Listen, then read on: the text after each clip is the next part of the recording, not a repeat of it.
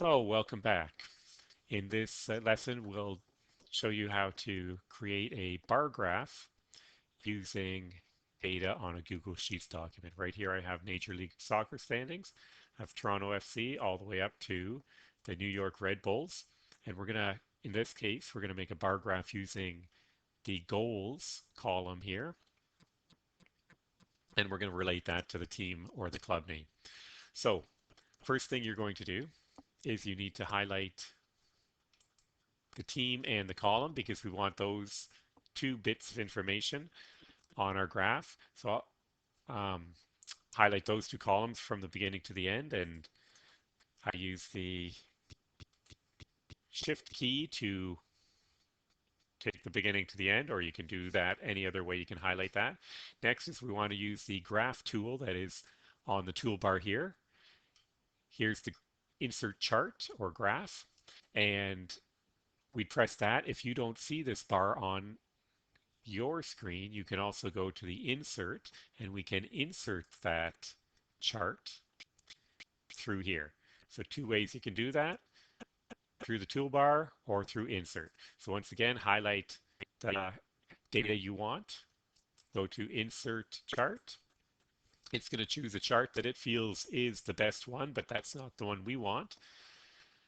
So we do not want a line chart. We're looking for a bar chart or a bar graph. And so we're going to change this.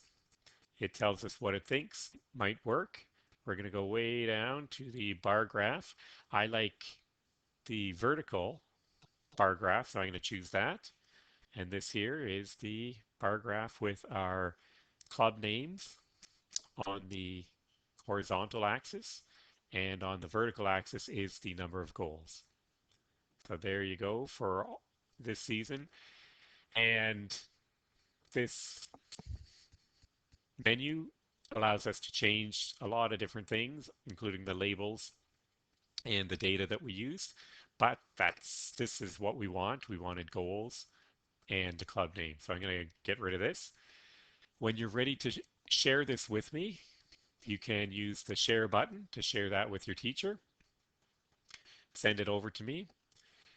You can also use the functions or the tools in Google Sheets to help you find the maximum and minimum. I'll pull this over and then we can see the data a bit better. You can see find the maximum, minimum, range, and the mode for this.